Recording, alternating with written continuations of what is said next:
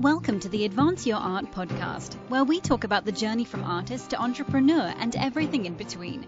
You've worked hard to hone your craft. Now take it to the next level with tips, techniques, strategies, and routines used by successful artists to grow their businesses and careers. Now, let's get started and have some fun with your host, Yuri Cataldo.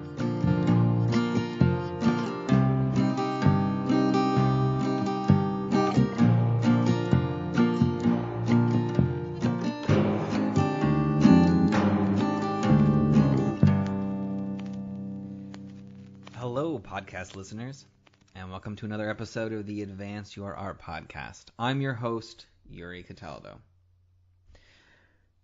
So I want to thank you for being patient with me. I have been sick the last couple of weeks. That's just what happens oftentimes for me in the fall. When the seasons start changing, I actually get some migraine headaches, and I will inevitably catch some kind of a cold. And that happened in the last couple of weeks, so I've been fighting that. And I sounded more like Tom Waits than I sounded like myself, so I thought it'd be better just to, let things sit tight for a couple weeks.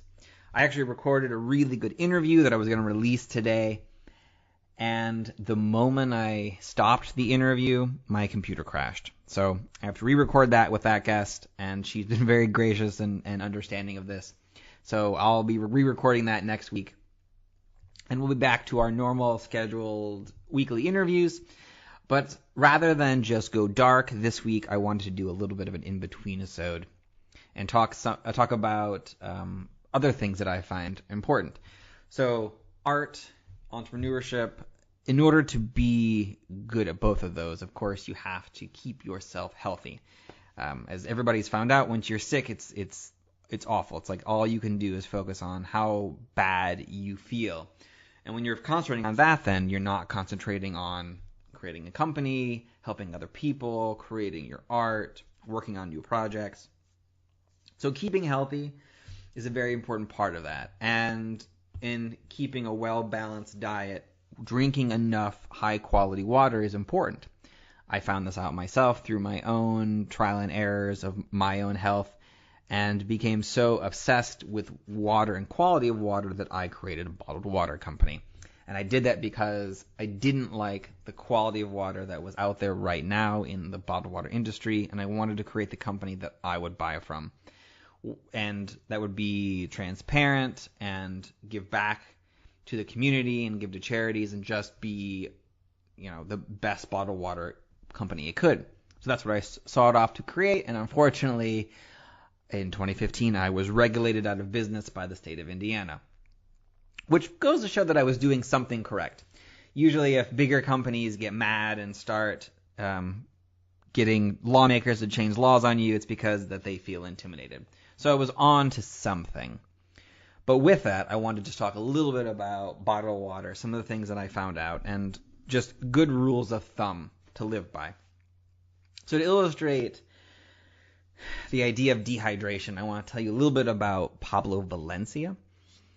In 1906, he, who was a prospector, he and his friend went out from Mexico to California, and they were searching for gold.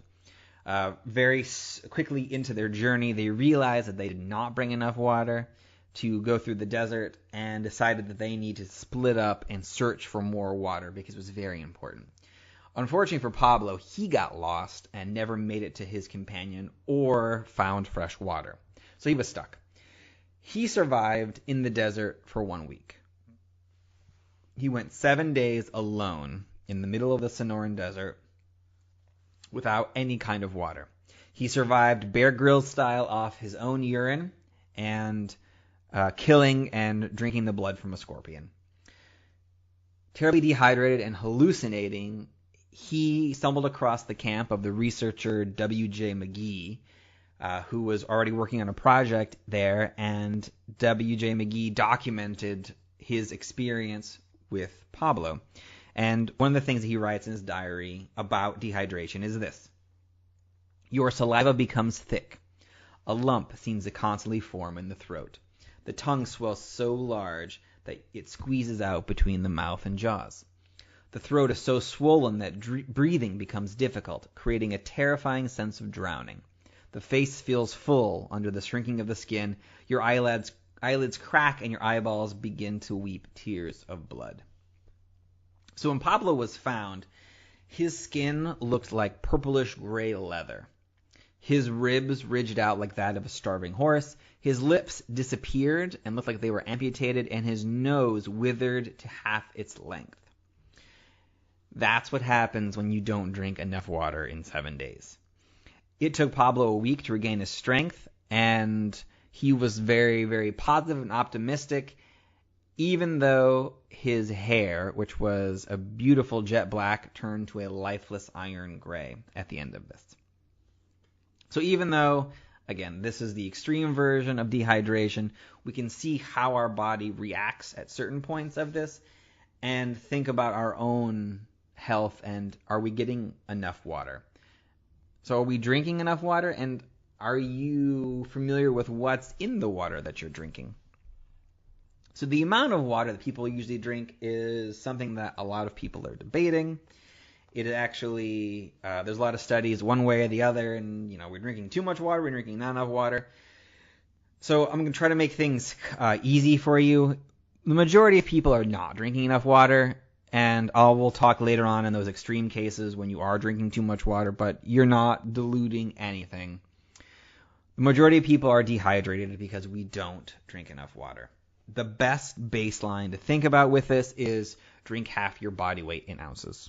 Simple as that. It's a really easy thing to figure out if you're drinking enough. And then once you've created that as a baseline, see how you feel. Do you feel like you're going to the bathroom way too much, which you will in the beginning anyway because you're flushing out your system? But pay attention to your body. So if you're feeling like, I feel uncomfortable because I'm drinking too much water, then drink less water. But in general, start with half your body weight and then go from there. Of course, if you're exercising that day, if you're spending a lot of time outside in hot, dry weather, if you're drinking a lot of diuretics, if you're taking medication that says drink more water, then clearly you need to drink more water. But again, start with the half your body weight in ounces. So you might be thinking, okay, that's great, except that's a lot of water to drink. I don't have that kind of time. That just seems like it's just going to be a pain. So the best way, and this is what I did to make it easier for myself, I broke it up into smaller chunks. So I wake up in the morning, I drink some water, which actually in general is a good rule of thumb because you've been fasting all night and dehydrated oftentimes in the morning. So I wake up in the morning, I drink a glass of water. I drink a glass of water for lunch, I drink one for dinner. So there you go. That's 24 ounces right there. Then throughout the day, I carry around a bottle. It's either I've got a glass bottle, a reusable bottle, and I also have a stainless steel bottle.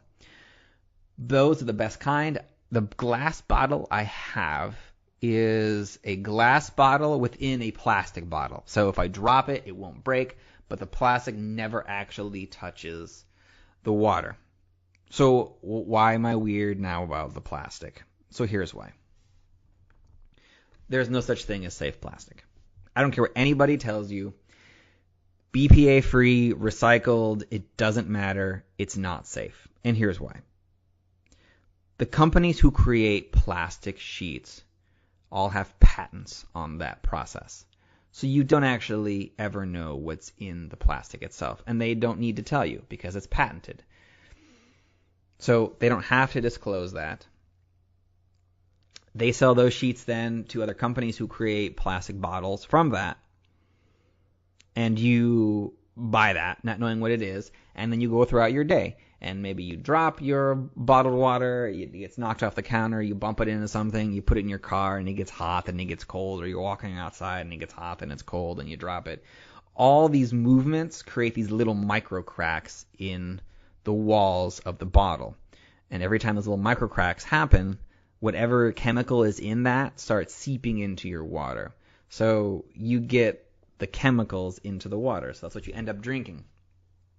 Which, I don't know about you, but I prefer to have something a little more natural than random bits of chemicals that I don't know. And that's even before you start thinking about, okay, what's in the actual water that I'm drinking. So hopefully, you're drinking good quality water, and it's easier to find in some parts of the country than others.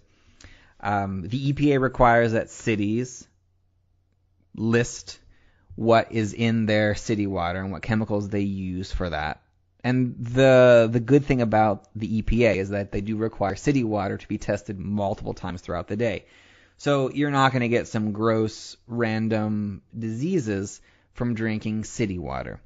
You will, however, potentially get the effects of the agents they use to clean the water. So oftentimes they use a lot of chlorine, and trust me, you can smell it when you turn on your tap. I know I can. So I'm in Boston. I can smell the chlorine when I go to a drinking fountain. I turn on the faucet.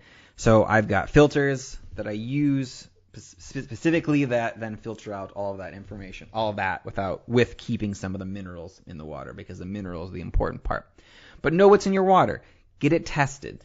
There are lots of companies that do that. There are ways you can do it yourself. And then from there, if you don't want to buy bottled water, get some kind of filtration system that will allow you to drink quality water. If that means you need to get an RO system, that's fine.